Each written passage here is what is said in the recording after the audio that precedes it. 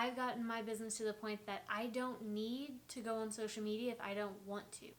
Hello, my name is Kelsey. I am a service pattern designer and illustrator, and in this video I'm going to be telling you about how my email list has changed my company and how it can change yours as well. So I'm sure everyone might remember that day that Instagram went completely black for like 6 to 7 hours, where none of us could log in, none of us could do anything. I think Facebook was down as well. And for a lot of businesses, it meant that they could not communicate with their audience at all. I know so many people who their entire business was reliant on Instagram. Their largest following was on Instagram. Maybe they had a few thousand, 100,000 plus followers, and they had never moved that audience out of Instagram. Instagram had never gone down before, so why would they have ever thought that any situation they wouldn't have access to their audience? But on that day, in particular, I had someone I was following, and she was planning a launch on that day. She did have an email list, but it wasn't really, she didn't promote it very much. I knew about it because I had signed up and I had seen it a few times, but overall, it wasn't something she was promoting all the time. And from what she had said, once this was all done, most of her audience was not on that email list. Her main audience was on Instagram. She never thought that Instagram was ever going to shut down or that she would ever violate some kind of community guidelines and they would shut down her account. Nothing of that ever crossed her mind. So when that day happened and Instagram was down for 6 hours, literally, she didn't know what to do. She had a huge rug drop and absolutely zero way to contact the majority of the people that wanted to buy from her. She had a small email list, but not nearly enough people of what she was expecting if she would have been able to promote to Instagram. I tell you this story because it's not uncommon. A lot of people have all of their eggs in one basket, and that basket's usually Instagram, and it can go away. They can change their policy, and maybe it goes against something you did goes against their policy, and they can shut you down. YouTube, they can shut you down. You don't own any platform, any social media platform as far as Instagram, Facebook, Pinterest, YouTube, TikTok. You don't own any of that. You are just basically renting a space from them. That audience is theirs. Their audience information is theirs.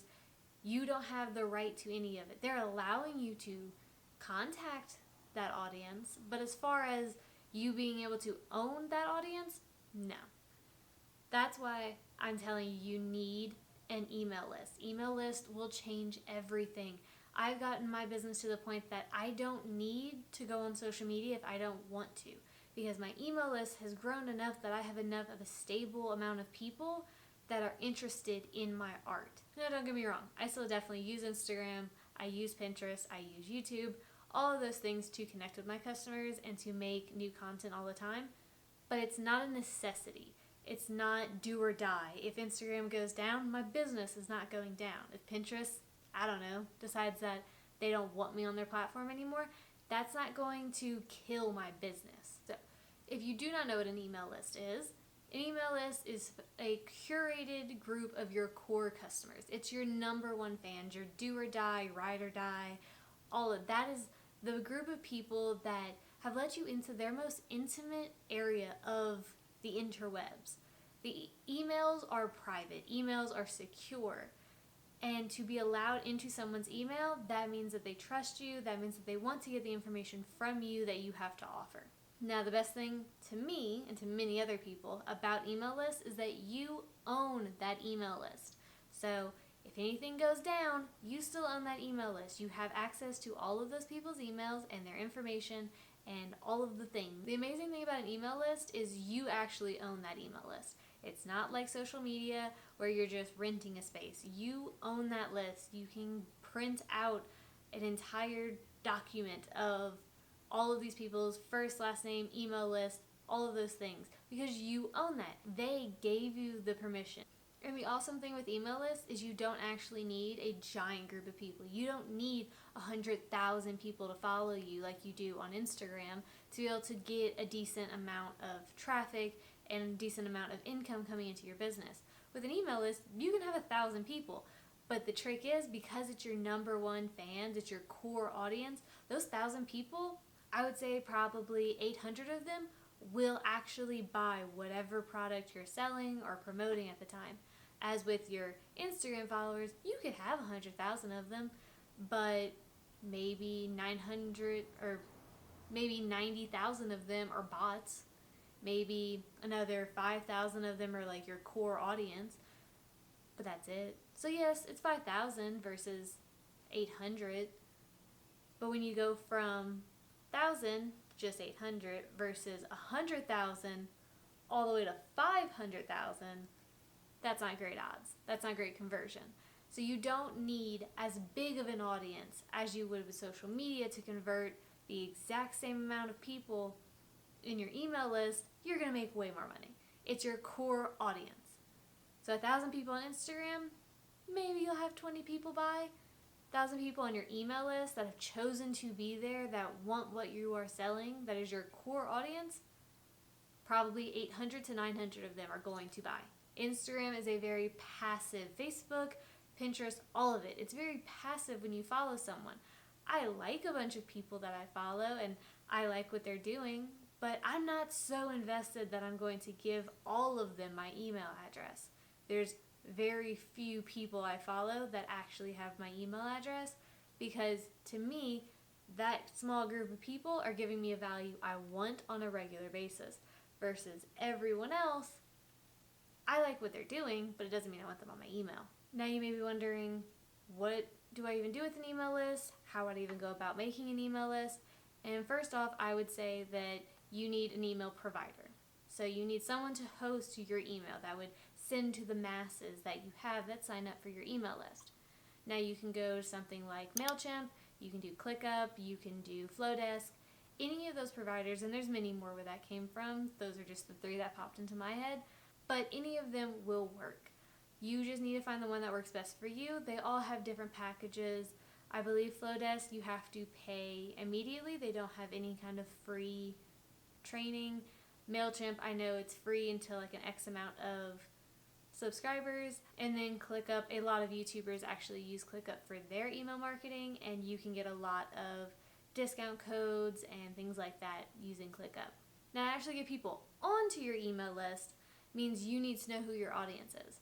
So for me, I'm a pattern designer, and my audience is people who want either wallpaper or home decor things for their space, or it's people who want to create a product. So either a handmade sewing product like maybe baby clothes or clothing, or a product that is manufactured somewhere in maybe China that is a hard product that you could actually physically hold. So think lunchboxes, think towels, things like that, like physical products that need to get manufactured. That's my audience, are people who want beautiful designs for those products. When making my email list, I will be honest, I have multiple email lists for different audiences, but you can just start with one. One is plenty. Even if you have multiple audiences, if you think it's going to be too much to keep track of multiple different email groups, you can really just put everyone into one and then just make emails that works for everybody. I don't suggest keeping that forever, but to start out, it is amazing. Now, knowing your audience is key to getting them to sign up. What does your audience want? What kind of freebie could you maybe offer them? Would it be a PDF about cleaning because your content is surfaced around keeping a homestead and a house and different kind of cleaning hacks? Maybe you're an artist and you can offer a free printable print whenever they sign up for your email list. Think about your audience. What does your audience want from you that you can offer value for free? Gary Vee is a marketing guru at this, and he actually has a book called Jab, Jab, Jab, Right Punch, and basically it just means that you're going to give, and then sell. So what can you give your audience that they would want to join your email list? Even if you have to make content 3 different times for them to trust you and grow to trust you and want you in their emails, those 3 pieces of content need to be exactly what your audience is looking for. Maybe you can offer a one-time discount code when they sign up for their email list. I've seen a bunch of very large companies that whenever you are shopping online on their website, you can sign up for their email list and you will get an instant maybe it's like 10 or 20% off because they will email you a code immediately to your email. But then now they have your email and they can keep sending you all the promotions, all their new arrivals, things like that. Maybe the service you provide, you can't give discounts or free products. So instead, think about maybe saying, hey, do you want exclusive content? Maybe you have certain tips and tricks that only your email subscribers get, or maybe there's certain sales and deals that only your email subscribers will get. You can sell that to a person of, hey, do you want these exclusive discounts? I know when I was selling physical products many years ago, I would have a overall Black Friday sale, but my email list would have an extra percentage off of that Black Friday sale. So it was like an extra thank you to them of thank you for letting me into your email list and trusting me with your information. Here is a free discount on top of the discount I'm already giving to everyone else. So you have your email list, you have a few people, maybe it's your mom, dad, family members, things like that. Now you need to start actually making these emails. So consistency is going to be your best friend. Nothing is worse than whenever you get an email from a company that you have no idea who these people are, you don't remember ever purchasing from them, you're confused as to how they even got your email address, and you end up just unsubscribing or blocking or just straight up deleting the email and hoping they never email you again. Don't do that to your email list. Make sure that you are consistent, even if it's once a month. I do studio chats every single month, the first of the month. It's something that even if I haven't been consistent during the month, my subscribers know that first of the month they're going to get something from me. They're going to get the whole summary of how my month was, and I always invite them to reply back to that email and to tell me about how their month was. And I will say, if you can swing it, try emailing at least once a week. Even if you don't think you have anything going on, just maybe a quick email about what you've been doing in your business. Small wins, things like that. Your audience wants to know you, especially if you're a small creative. You are the product as much as your actual products are. Someone's going to fall in love and want to know about you. So in your emails, make it you. Tell about your life. Don't just talk about work all the time. Say maybe you went to a family vacation. Maybe you're trying this new recipe. Adding those personal touches are so important in emails because it connects you. It's hard to connect through a phone and through a screen of a person you've never met before. So having these little small eggs inside of your emails of just of your personal life, of your humor, maybe you're very sarcastic, maybe you're witty, add that into your emails. But I will say consistency is the biggest thing. You need to be consistent. If you can only do it once a month, do it once a month. If you can swing every other week or every week, even better. But just be consistent. Make sure that your audience knows you have not forgotten about them and you haven't just maybe closed your business and not told them about it.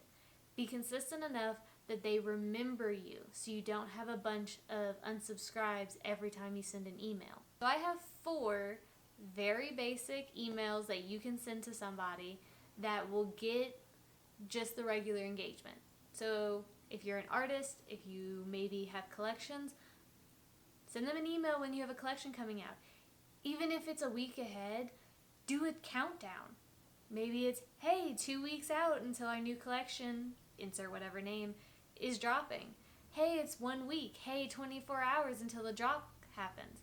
Things like that. Build anticipation. A lot of companies do this, especially for big sales like Black Friday and Cyber Monday. They will put a countdown and tell you constantly.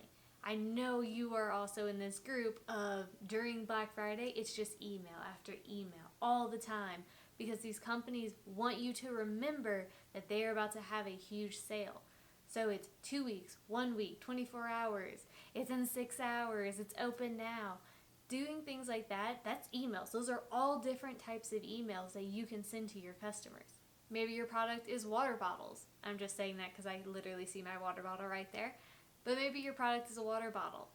Tell a person how to thoroughly sanitize your water bottle. Maybe there's certain carabiners that work really great for your water bottles. I know recently I'm really into mineral waters and adding mineral drops into my water. Talk about that.